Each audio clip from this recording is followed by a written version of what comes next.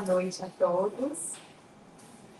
É realmente uma alegria muito grande estar aqui, nessa cidade que eu amo tanto, e entre pessoas que são tão especiais ao meu coração, né? Tão queridas. Mas antes de começar, eu quero pedir à espiritualidade superior que guie as minhas palavras e que não me deixe desviar daquilo que foi proposto para a nossa reflexão na noite de hoje. Estamos aqui reunidos hoje, né, para para refletirmos sobre uma pergunta que atravessa gerações e ainda assim continua tão atual quanto antes. Senhor, que queres que eu faça?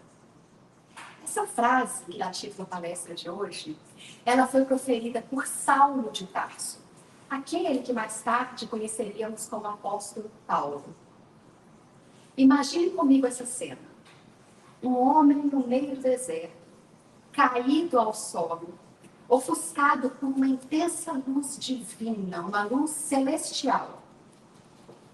Esse homem mal consegue abrir seus olhos, mas ouve claramente uma voz amorosa, ao mesmo tempo firme, que questiona: Saulo, Saulo, por que me persegues?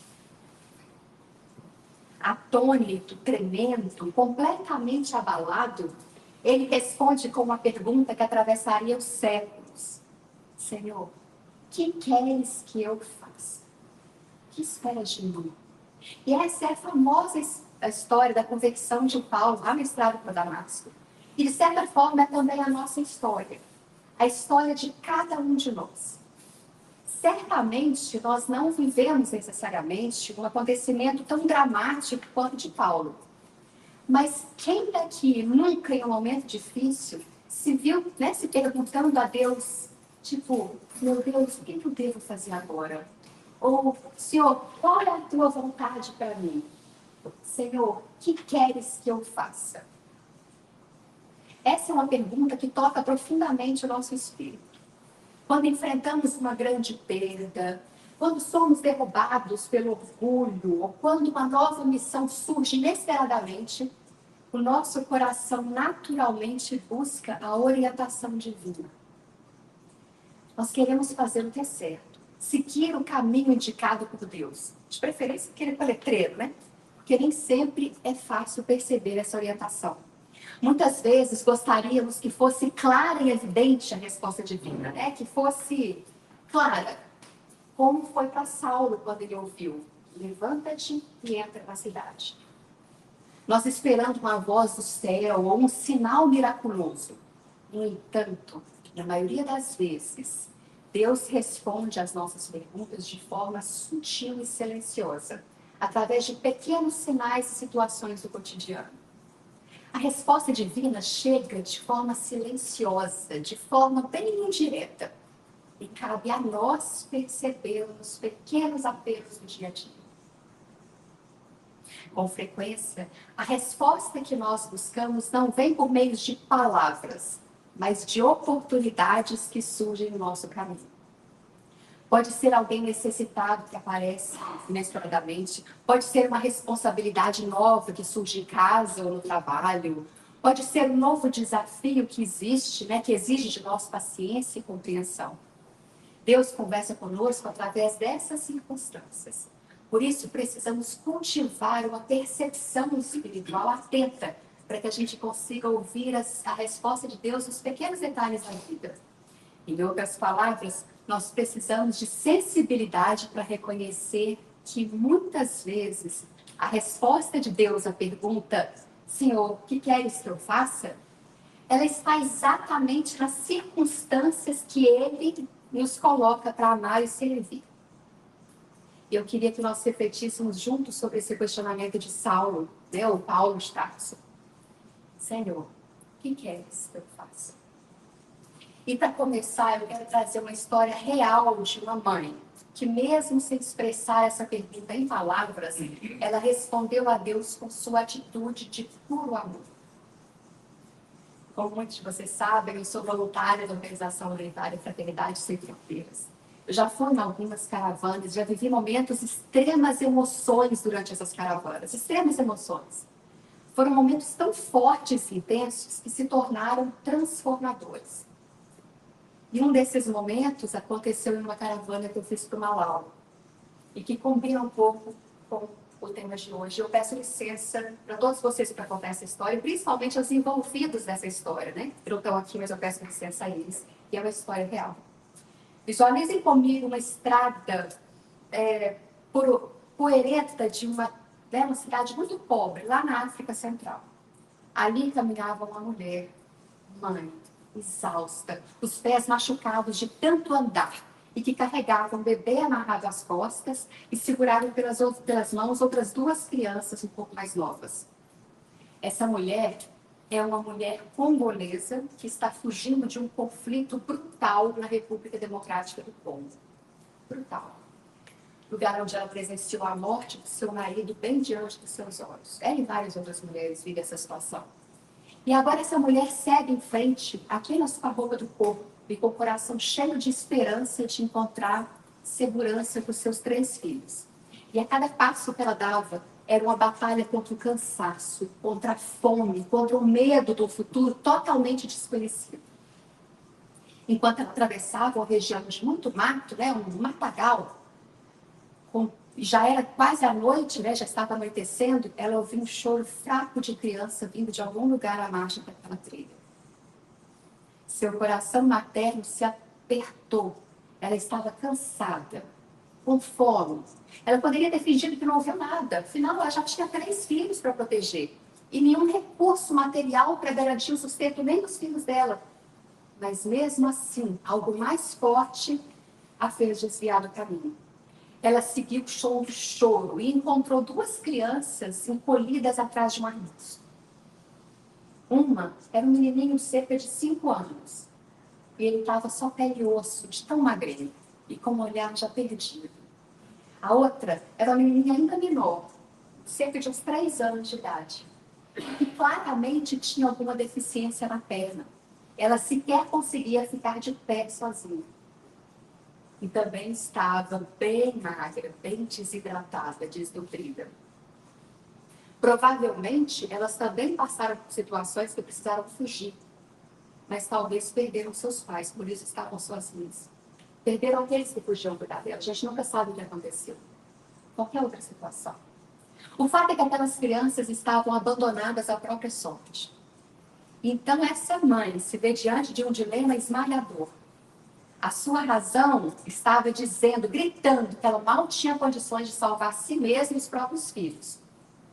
Sendo assim, como é que ela poderia assumir mais 2 vidas, ainda mais de uma deficiente, para terminar essa caminhada? Então, seria perfeitamente compreensível se ela ignorasse e seguisse em frente. Talvez até, com bondade, ela torcesse para que alguém que passasse ajudasse aquelas crianças. Né? Uma outra pessoa. Mas não. Ao olhar para elas, tão frágeis, tão indefesas, tão sem ninguém, alguma coisa falou mais alto no seu coração. Então, em silêncio, talvez ela mesma tenha se questionado. Meu Deus, o que eu faço agora? E a resposta veio numa linguagem silenciosa do amor que ela estava sentindo dentro do peito. Sem nenhuma garantia de que as crianças iriam sobreviver, que eles iriam sobreviver àquela jornada, ela deixou a dúvida no canto e decidiu acolher aquelas crianças, as 2. Com cuidado, essa mulher pegou a criança deficiente de 3 aninhos, colocou no colo junto ao bebê que estava nas suas costas, deu a mão ao menininho, e já fazendo a integração dele com os outros filhos, né, integrando ao grupo familiar. E se quando ela apontou, os seus próprios filhos a olhava com estranheza, ao mesmo tempo com admiração. Eles sabiam o quanto sua mãe estava sofrendo, mas provavelmente eles também sentiam que algo muito poderoso estava acontecendo ali. Muito. Mais tarde, essa mãe relatou para mim, né, para o grupo de caravaneiros lá no Malawi, ela relatou sobre como foi aquele instante tão decisivo. E ela nos disse o seguinte: eu já carregava o meu sofrimento, eu já tinha a minha própria dor, mas eu senti que eu ainda era capaz de dividir o amor que eu tinha. Olha isso. E com essa simples frase, ela conseguiu expressar algo profundo. Que embora seu coração estivesse despedaçado pela perda do marido, pela perda que estava vivendo, pelo medo que sentia diante de um futuro totalmente incerto, o coração dela não estava tão cheio de coisas ruins a ponto dela não conseguir amar mais. Ainda cabia mais amor. Apesar de toda a dor, de todo o sofrimento que ela carregava no coração, ele ainda tinha espaço para compaixão. Olha isso, gente. Então, imagine a cena dessa mãe seguindo viagem. Mas agora, né, ao invés de 3, com 5 crianças aos seus cuidados. Eu lembro que quando ela me falou, ela disse que a cada passo que ela dava, ela fazia uma prece para que Deus a desse força, para que eles encontrassem pelo menos água e um abrigo, nem que seja para aquela noite. E assim ela fazia todos os dias.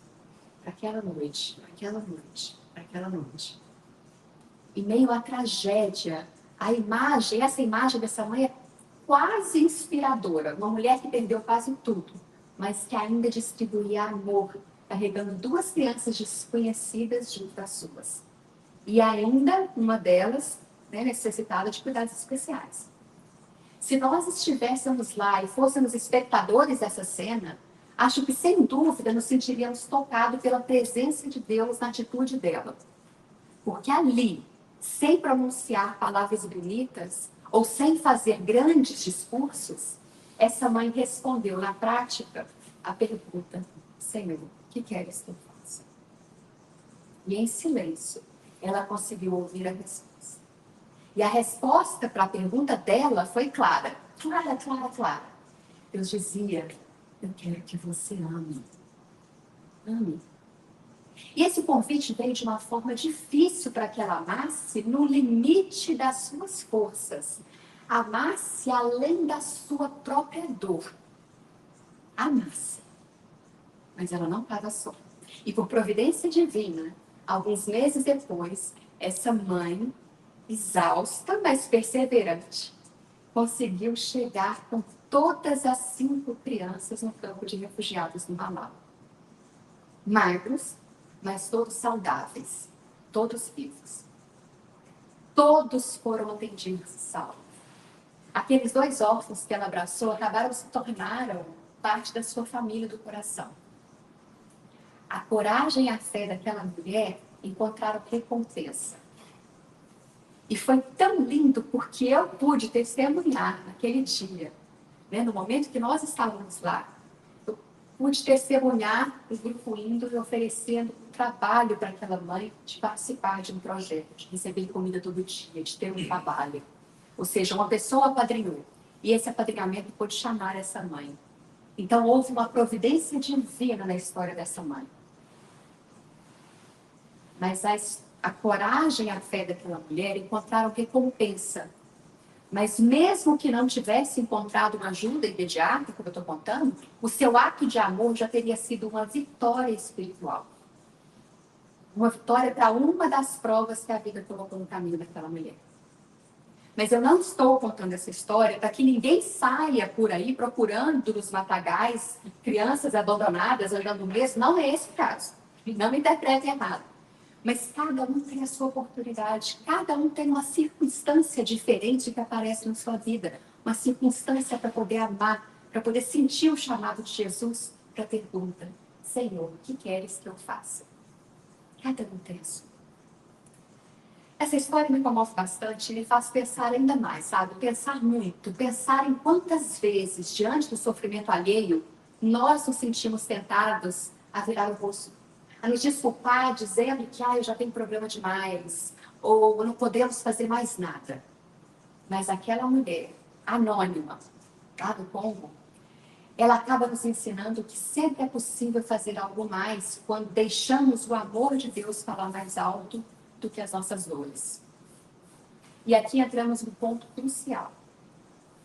Muitas pessoas, ao se perguntarem o que Deus espera delas, elas parecem que imaginam que a resposta seja: eu quero que vocês façam grandes coisas, ou eu quero que você se torne isso ou aquilo.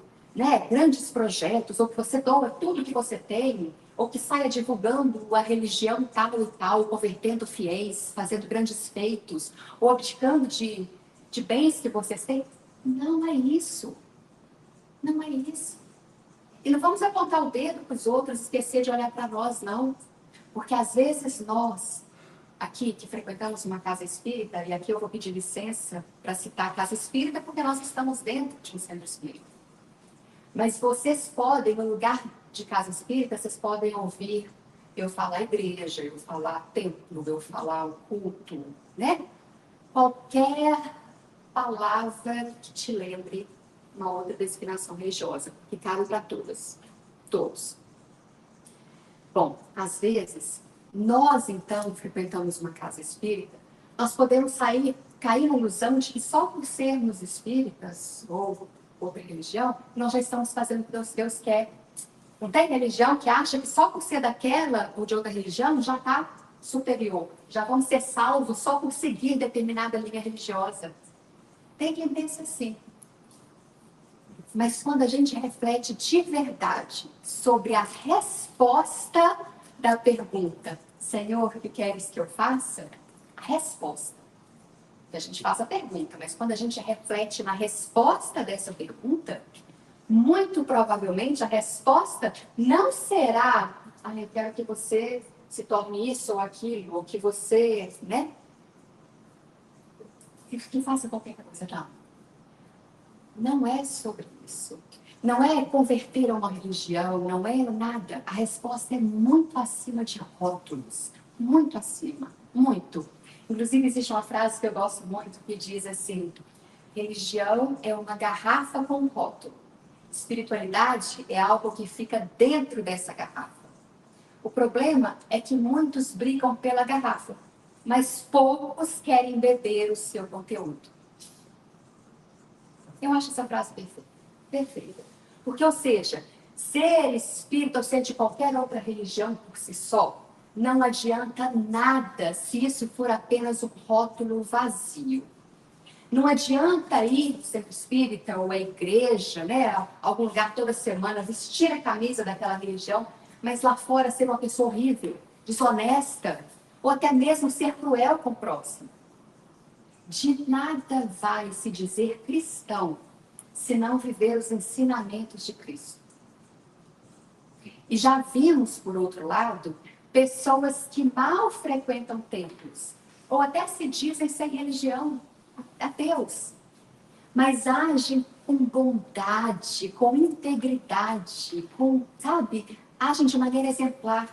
Pessoas que praticam a compaixão, a empatia, a honestidade, a generosidade.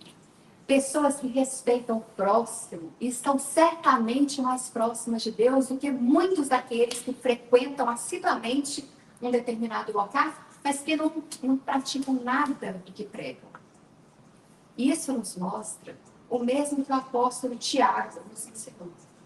Tiago disse que fé sem obras é fé morta.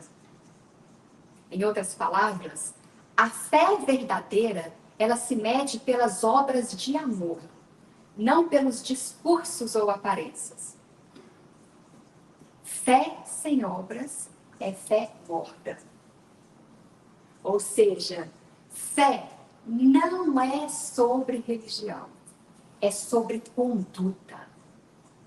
O Espiritismo, o objetivo do Espiritismo, e aqui podemos dizer de toda a tradição religiosa verdadeira, não é angariar número de seguidores como se fosse competição de fiéis. A palavra religião significa religare, se ligar novamente ao divino. Então, o objetivo de qualquer religião é despertar a consciência de cada pessoa para se aproximar de Deus, aproximar do seu eu divino, se tornar alguém melhor a cada dia. É promover uma reforma íntima, uma transformação moral. Portanto, não importa tanto qual é o seu caminho espiritual de preferência. O que importa é se esse caminho está fazendo de você um ser humano melhor, mais bondoso, mais justo, Assim, que possamos nos esforçar para ser o melhor evangélico que podemos ser, o melhor católico que podemos ser, o melhor judeu, o melhor muçulmano, budista, o melhor hindu, o melhor ser humano que pudermos ser. O melhor ser humano que podemos ser. Independente de como cada um de nós concebe Deus, né, ou segue um determinado credo, o que conta não é o que a gente acredita, é como a gente vive. Por isso, a melhor igreja não é a que a gente vai, é a que a gente é. É a igreja que existe dentro de vocês. Aliás, no Espiritismo existe uma máxima que diz que fora da caridade não há salvação. E o que significa isso? Isso significa que sem amor efetivo ao próximo, de nada vale qualquer credencial religiosa. Somente pela caridade, ou seja, somente pela prática desinteressada do bem, é que nos aproximamos de Deus e encontramos a nossa própria salvação. Por isso, seja qual for a nossa placa de igreja, né, de templo ou de centro, Deus nos perguntará sobre as nossas obras de amor e não sobre o rótulo que ostentamos. Nós podemos imaginar, por exemplo, se a gente, quando a gente chegar do lado de lá, a gente não vai ser questionado se a gente é espírita ou protestante, católico ou budista. Não. Talvez a gente vai ser questionado por algo bem mais simples e mais profundo. Talvez a pergunta será: o que você fez com as oportunidades de amar que Deus colocou no seu caminho? Ou melhor dizendo, o que você fez com as oportunidades de amar que a vida colocou no seu caminho? Allan Kardec, codificador do Espiritismo, ele deixou uma frase esclarecedora sobre quem realmente está no caminho certo. Ele afirmou: reconhece-se o verdadeiro espírita pela sua transformação moral e pelos esforços que emprega para domar suas más inclinações. Nós também podemos dizer essa frase assim: reconhece-se o homem de bem pela sua transformação moral e pelos esforços que ele emprega para domar suas más inclinações. Notemos bem essas duas palavras aqui: transformação moral e esforço para domar as más inclinações, as nossas imperfeições. Ou seja, o verdadeiro seguidor de Cristo, do Espiritismo, não é aquele que já é perfeito, até porque nenhum de nós é, mas aquele que está trabalhando sinceramente para se melhorar, que está lutando contra os seus defeitos, dia após dia. Isso vale, na verdade, para qualquer pessoa de bem. Siga ela essa ou aquela fé, para qualquer pessoa. A vida é uma escola para aprendermos a ser melhores do que fomos ontem. Não melhores do que fulano, cicrano ou beltrano.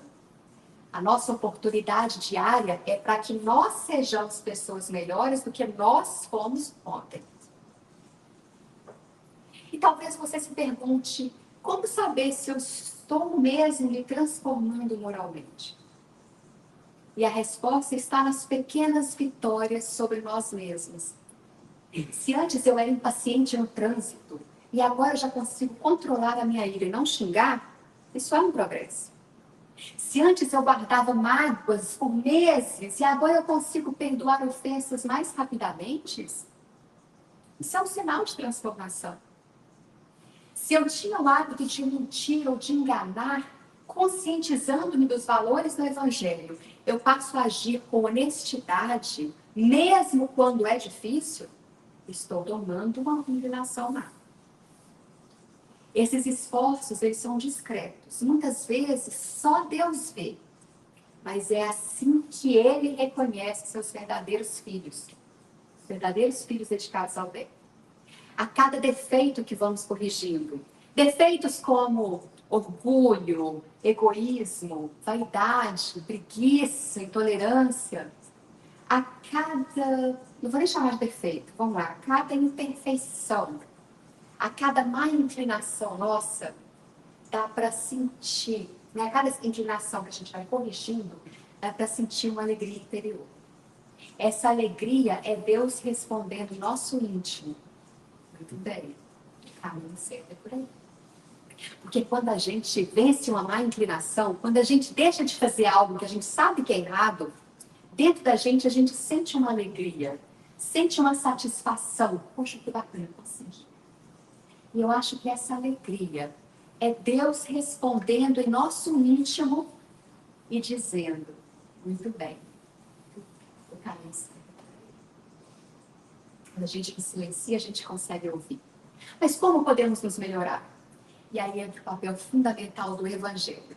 A gente precisa parar de achar que o Evangelho é só um livro, sabe? Aquele livro que a gente abre rapidinho, reza umas 30, 50 palavras, fala essa oração, segue a vida. Não. E Emmanuel nos alertava sobre isso. Ele nos disse que o Evangelho não é um livro de orações. Ele é um roteiro de vida. Eu vou repetir. O Evangelho não é apenas um livro, é um roteiro de vida. Roteiro. Ele não foi feito para ficar fechado na estante ou então aberto na mesa do centro da sala para adornar. Não, o Evangelho foi feito para ser aberto, para ser estudado, para ser sentido e, acima de tudo, para ser praticado diariamente. Ele é diretriz para tudo, tudo. Seus ensinamentos são como luzes guiando os nossos espaços nas situações cotidianas. Cada página lida deve refletir-se em uma atitude melhorada, em uma escolha mais justa, em um pensamento mais caridoso. E as atitudes devem ser melhoradas desde a maneira como a gente trata alguém na rua, até como a gente conduz o nosso trabalho. Como a gente lidera uma equipe, como a gente trata aqueles que têm menos que nós, como a gente lida no dia a dia, no nosso trabalho, no nosso lar. Essas são as atitudes que devem ser melhoradas, sabe? Quando Jesus nos legou seus ensinamentos e exemplos, não era para que simplesmente nós admirássemos de longe com quem vê uma paisagem bonita. Nossa, que bonito. Não, era para que nós entrássemos nessa paisagem e caminhássemos por ela.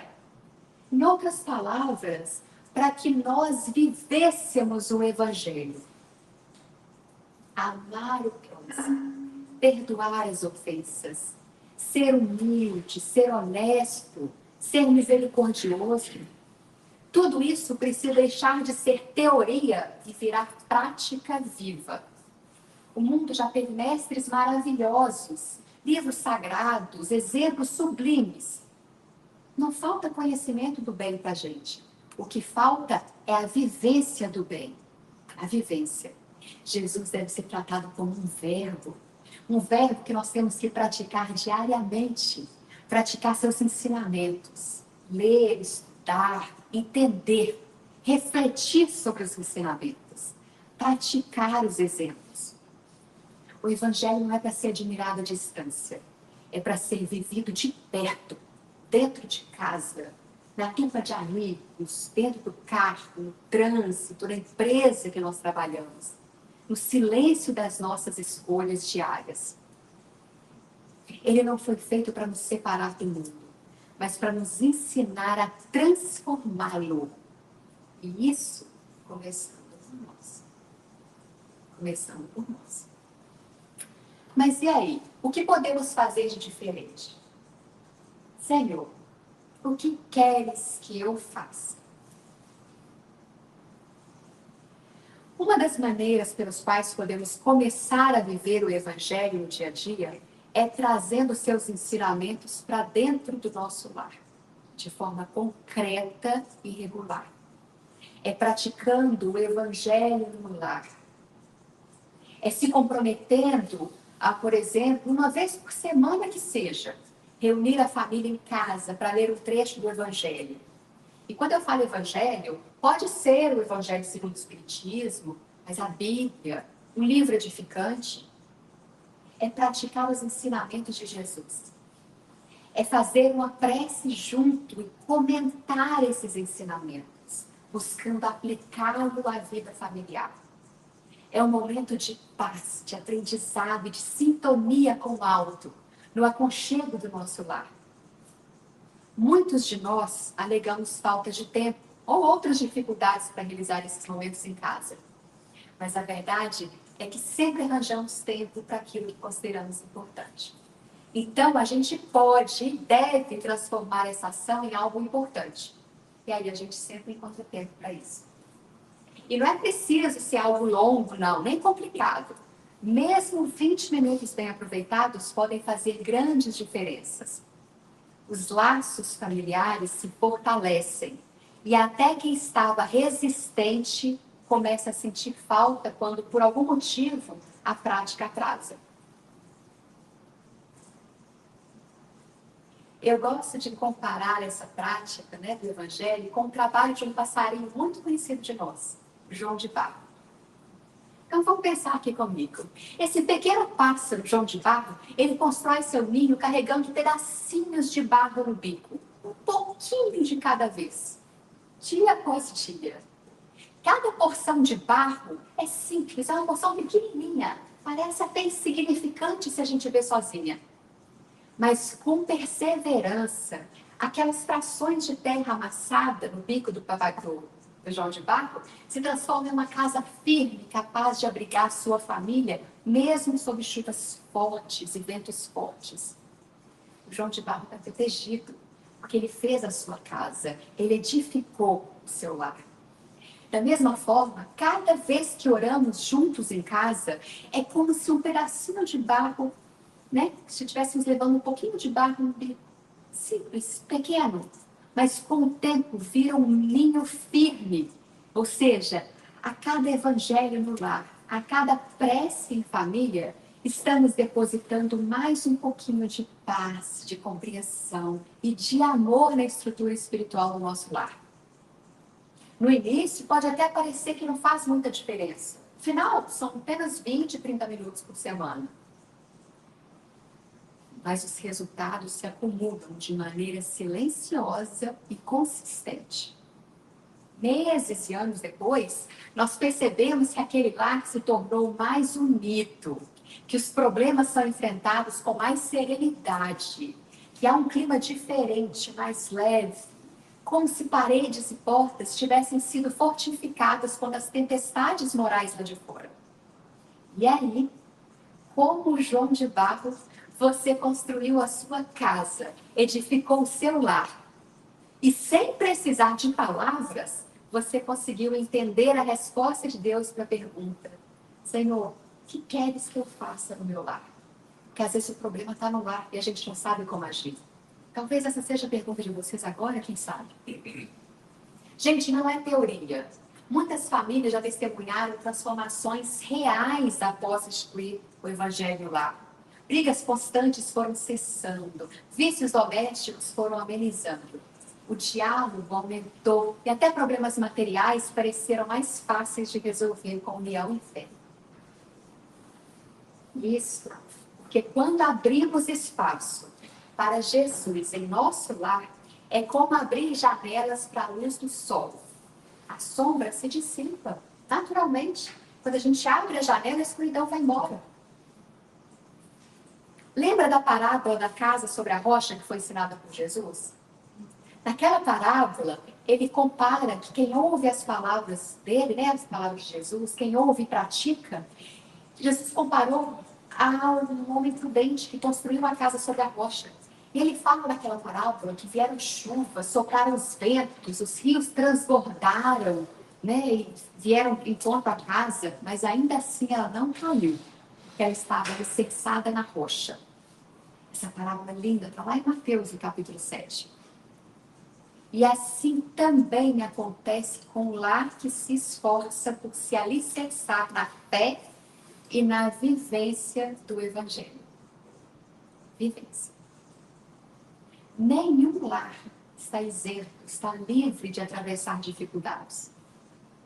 As chuvas e os ventos da existência chegam para todos em forma de problemas financeiros, desentendimentos, enfermidades, perdas, enfim, chegam de alguma forma. Mas quando a família tem o costume de orar unidas, de beber dessa água viva do ensinamento de Jesus, cria-se ali uma base sólida de confiança em Deus e de valores bem praticados. E então, por mais forte que sejam as provas, esse lar não desmorona. Ele pode até balançar com as ventanias, mas ele permanece de pé, porque ele está construído sobre a rocha da fé. A rocha da fé viva. Bom, eu falei isso tudo só para dar uma introdução, né? Para falar sobre o que significa viver a nossa fé, seja ajudando o próximo, né? Como a mãe com moleza, seja buscando melhorar nossas inclinações, nossas más inclinações, seja trazendo o evangelho para dentro de casa. Enfim, ser coerente entre o que acreditamos e o que fazemos. Isso é muito importante, essa coerência. Mas, infelizmente, a história da humanidade está repleta de histórias, de exemplos dolorosos de incoerência. De pessoas, e mesmo nações inteiras, que dizem seguir a Deus, mas cujos atos negam esses valores. Querem ver um exemplo? Eu vou falar para vocês a história de Charles Darwin. Darwin, aquele da teoria da evolução, né? A teoria da evolução da espécie. Muita gente não sabe, mas Darwin, ele foi um tempo para o Brasil, ele passou um tempo no Brasil, quando ele era jovem. E quando ele estava lá, ele escreveu um diário. Então, está tudo relatado, né? Está lá no museu, e a gente tem acesso a isso. Está no museu lá do Rio de Janeiro. E quando a gente vai ver, na parte lá, no dia que ele vai embora do Brasil, ele escreve assim: hoje eu deixo o Brasil, graças a Deus. E quando a gente vê isso, né, fica, pô, deixa o Brasil, graças a Deus, a gente entende, dá até uma certa revolta, fala, poxa, ele vem no Brasil, escreve, sai do Brasil, graças a Deus, eu deixo o Brasil, graças a Deus. Mas quando a gente vai entender, quando a gente continua a ler, a gente entende por que ele disse isso. Charles Darwin visitou um Brasil escravocrata, ou seja, visitou o Brasil na época da escravidão. E ele visitou diferentes cidades. Ele foi para Recife, Rio de Janeiro, várias cidades. Em uma dessas cidades, ele estava hospedado em uma casa, né, que existia escravos, e aí uma criança escrava, uma criança já crescidinha, ela foi servir água para Darwin num copo que não estava impecavelmente limpo. O copo estava um pouco sujo. E por causa desse copo sujo, essa criança foi penalizada. Naquela época, os donos de escravos, eles tinham um pedaço de madeira e na ponta tinha muitos pregos.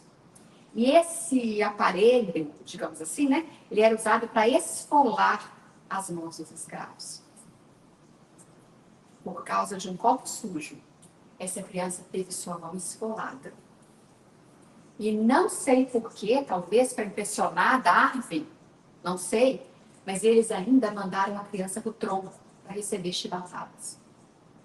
Um copo sujo. Darwin chegou a intervir e pediu pela criança. Só que após apanhar, essa criança chegou a desfalecer, chegou a desmaiar de tanta dor. E o pior de tudo foi um comentário que Darwin fez no seu diário, o mais chocante, porque ele disse assim, está escrito, o pior de tudo foi que essa crueldade, esses atos eram cometidos por pessoas que iam à missa todos os domingos, colocavam a mão sobre o peito e diziam amar a Deus sobre todas as coisas e ao próximo como a si mesmo.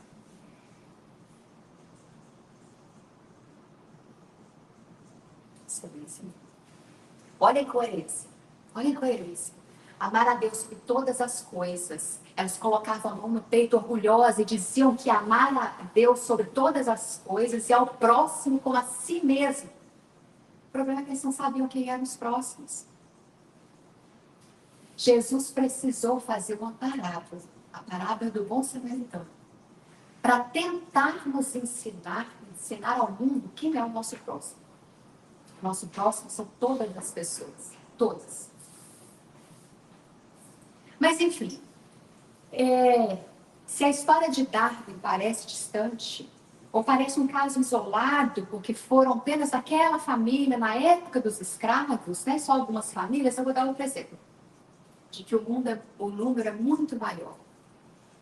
E um dos exemplos mais fortes aconteceu durante a Segunda Guerra Mundial. Pensem aí. Quais foram as principais potências, os principais países envolvidos na Segunda Guerra Mundial? Aqueles, os mais ricos, os que mais tinham poder. Vocês já pararam para pensar que todas as grandes nações envolvidas naquele conflito se diziam cristãs? Todas. Vamos lá.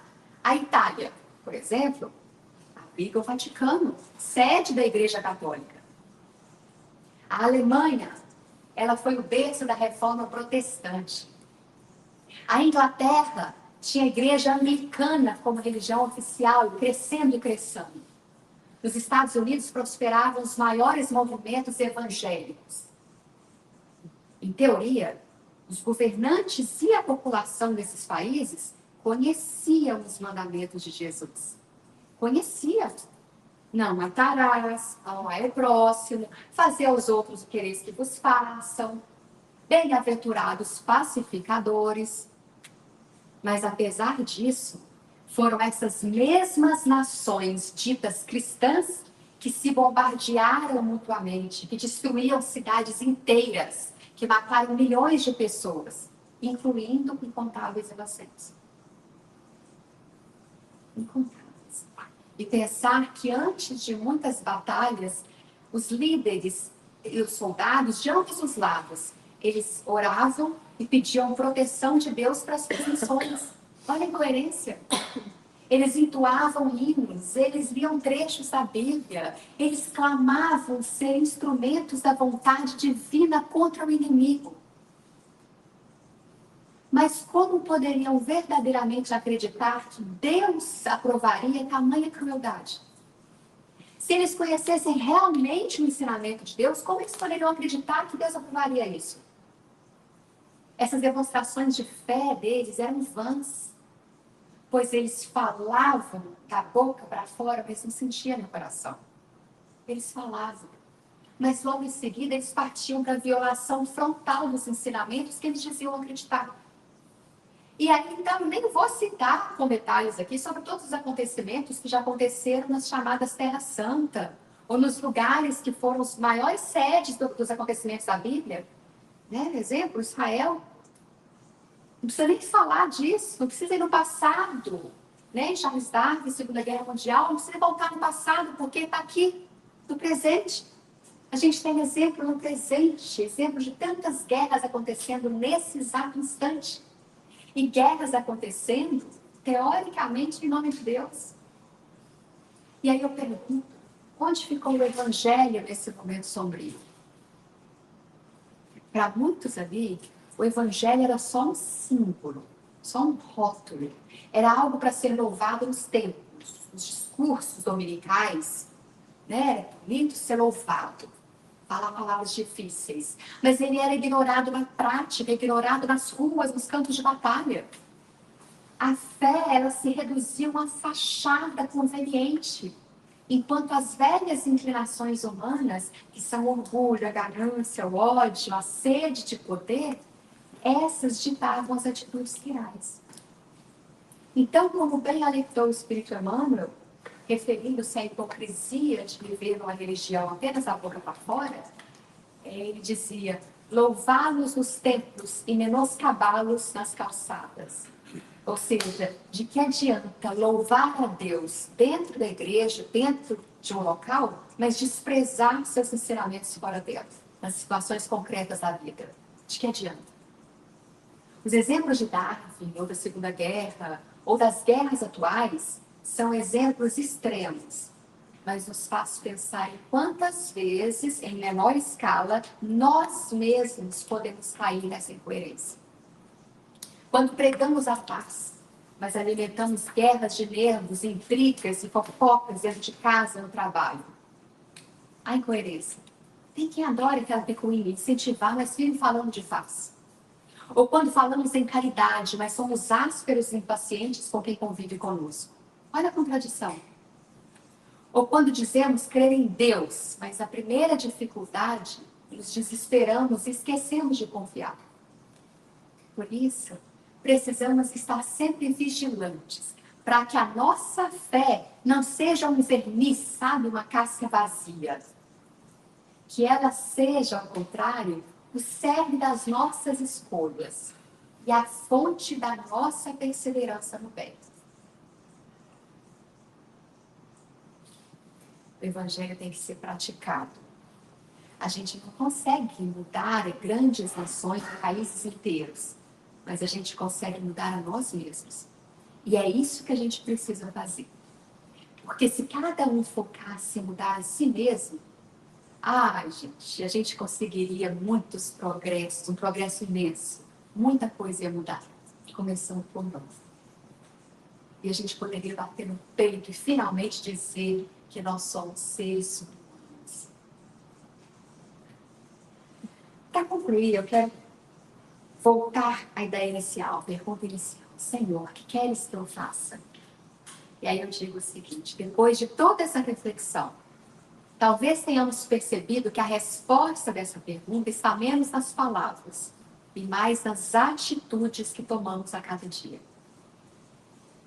Claro que, como exemplo que eu citei da mulher congolesa, nós não precisamos sair à rua para colher crianças, não é isso. Mas nós podemos ter um olhar mais fraterno para quem está à nossa volta.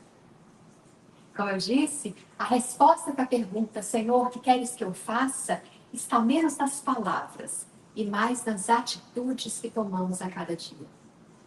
É como se Deus nos respondesse, não com uma voz flutuante que vem do céu, mas com uma inspiração suave ao nosso coração. A gente pergunta, Senhor, o que queres que eu faça? Quando a gente faz essa pergunta, né, quando a gente pensa na pergunta, eu quero sugerir agora para a gente mudar o foco. Vamos pensar na resposta? Quando a gente pergunta para Deus, né? Quando a gente pergunta para Jesus, Senhor, o que queres que eu faça? Talvez seja a nossa hora de parar e ouvir como uma inspiração suave no nosso coração a resposta dessa pergunta. Que pode ser assim, meu filho, minha filha, ame. Exerça a caridade, perdoe, sirva o bem onde você estiver. Ou, em outras palavras, viva o Evangelho. Viva. E, ao mesmo tempo, podemos imaginar que Deus, seu amor, Ele também nos faz uma pergunta silenciosa, porque até então é a gente que está fazendo a pergunta para Ele. Mas Ele também poderia fazer uma pergunta para nós. É como se o Pai de todos nós nos olhasse nos olhos, com ternura e esperança, e indagasse. Filha, filho, eu posso contar com você? Eu posso confiar que você vai cuidar daquele irmão que sofre ao seu lado? Eu posso confiar que você vai ter paciência com aquele irmão que precisa de um pouco mais de atenção? Eu posso confiar que você vai cuidar de um animal abandonado? Eu posso confiar que você vai ser minhas mãos para socorrer quem precisa? Que vai ser o meu sorriso para quem está na tristeza? A minha voz para quem precisa de consolo? Eu posso contar com você para perdoar? Para trazer fé onde existe dúvida? Para trazer luz onde existe escuridão? Eu posso confiar em você para recomeçar, para manter acesa a luz da fé, mesmo nas noites escuras? Se a gente parar de fazer a pergunta para Ele, a gente consegue ouvir a pergunta dele, mas a resposta para essa pergunta a gente não pode fazer com palavras vazias, porque não é com palavras. A resposta para essa pergunta deve ser respondida com a vida, com a escolha de todos os dias. Cada dia é uma oportunidade de viver sim e de dizer sim para Deus. E dizer não com a boca, mas com o coração e com as mãos operosas no bem. Mãos que trabalham. Já dizia Madre Teresa de Calcutá, as mãos que fazem valem mais do que as mãos que oram. Claro que orar é importante. Não é isso que eu estou falando. Orar é importante. Mas agir, fazer, é ainda mais. Por isso, cada dia na nossa vida é uma oportunidade de dizer sim a Deus. Mas não apenas com a boca, mas com as mãos, com ações, com mãos trabalhando no bem. Quando damos um passo a mais em paciência, estamos respondendo sim, Senhor, pode contar comigo. Quando vencemos uma tentação de cair no erro, dizendo não ao mal, é como se nós nos estivéssemos dizendo sim para Deus. Quando acolhemos quem sofre, como aquela mãe que acolheu 2 crianças na estrada, o nosso testemunho responde por nós. Quando somos pacientes com alguém que dá uma pedra no nosso sapato, nós dizemos sim para Deus. E vamos aqui lembrar do exemplo de Paulo de Tarso. Ao perguntar com sinceridade, Senhor, o que queres que eu faça? Ao perguntar e ao acolher a resposta de Jesus, Saulo transformou completamente o rumo da sua existência. Completamente. De perseguidor feroz dos cristãos, ele converteu-se em Paulo, o grande apóstolo dos gentios. Incansável na divulgação do evangelho de amor e redenção. Essa metamorfose, essa transformação nos ensina que quando abrimos o coração para cumprir a vontade divina, Deus pode realizar maravilhas por nosso intermédio. Maravilhas. Claro, nem todos seremos chamados para uma missão tão grandiosa e visível como a de Paulo. Mas cada um de nós é chamado a uma missão única no campo do bem. Ainda que seja anônima aos olhos do mundo. E se atendermos a esse chamado nas pequenas e grandes coisas, faremos diferença na vida de muitos. E cresceremos espiritualmente, assim como Paulo cresceu. Essa pergunta, gente, ela pode ser feita por nós a qualquer instante. O que queres que eu faça? Para nós, a gente está aqui querendo oferecer ajuda nos lugares que a gente vai, o que a gente pode fazer? Porque às vezes a gente fica esperando uma grande missão. Por exemplo, agora, nesse exato instante, nós estamos dentro do centro espírita. Eu tenho certeza que se eu perguntar para a Suelen assim, Suelen, o que você quer? O que você prefere? Ter uma casa cheia de pessoas, cheia, lotada de gente, que não vai ter um lugar vazio para ninguém sentar. Mas que dessas pessoas, elas vão embora, você não vai contar com nenhuma delas. Em uma necessidade? Ou se eu perguntar o que você prefere, então, uma casa que ainda tem espaços vagos, mas que tem pessoas que vai chegar para você e vai falar assim, ei, eu estou aqui, conte comigo. O que você prefere, o número? Senhor, o que queres que eu faça? Suelen, o que queres que eu faça aqui? Pessoas que ofereçam ajuda, seja no templo, na igreja, numa ação de caridade, numa escola, ou para ajudar um professor, para ajudar cuidar de uns animais, para ajudar. Sempre existe pessoa precisando de ajuda. Às vezes, no nosso trabalho, a gente está um pouquinho mais disponível, tem alguém do lado ali trabalhando muito. Se a gente decide oferecer ajuda, é como se nós estivéssemos dando um passo para a nossa melhora. Porque significa que nós estamos olhando para aquele que precisa de ajuda com compaixão. Estamos abdicando do nosso conforto, do nosso momento de descanso, da nossa preguiça. Estamos oferecendo um pouco de nós, estamos dando um passo para vencer essas vicissitudes, para vencer essas más inclinações, nos esforçando para ser alguém melhor. A Bíblia tem uma frase que diz assim, quando o trabalhador está pronto, o trabalho aparece. E aparece. Se você oferecer ajuda, vai aparecer um monte de gente necessitada. Mas no final das contas, para a pergunta, Senhor, o que queres que eu faça? Essa é uma pergunta que se desdobra em ações concretas e repetitivas. Não é uma pergunta vã. Não. É uma pergunta que precisa de resposta. Mas as respostas, elas se desdobram em ações concretas, contínuas, repetidas. Então, que a gente possa despertar a cada manhã, disposto a ouvir essa orientação divina nas pequenas coisas. E que sejamos prontos para realizá-las.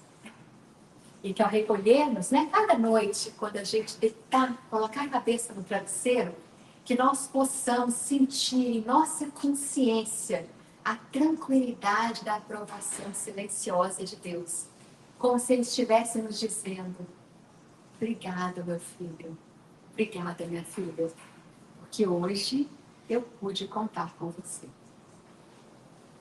Então, encerrando essa nossa conversa, eu deixo aqui essa inspiração para todos nós.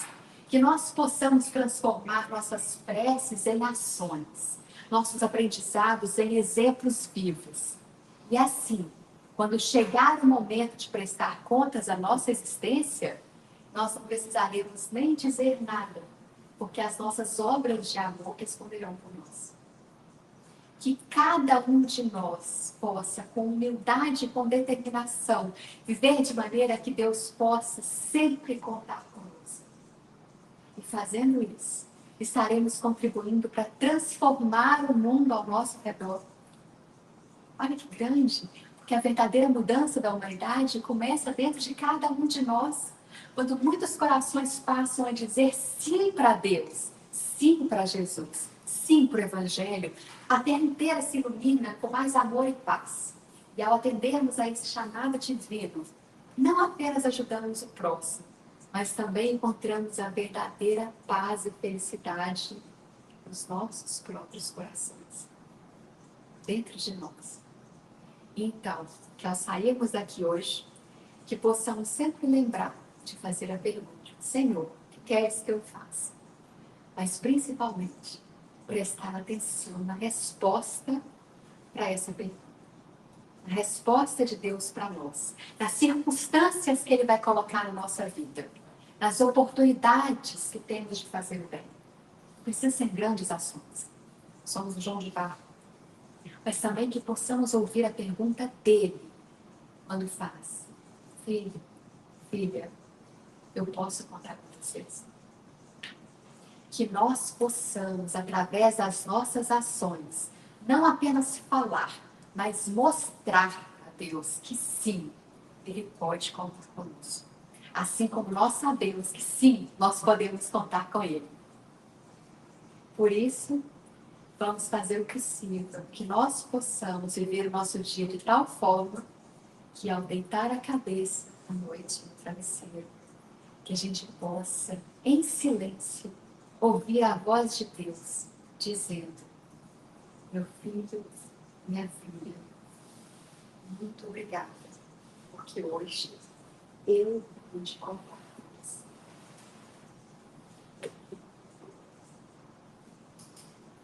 Muito obrigada a todos.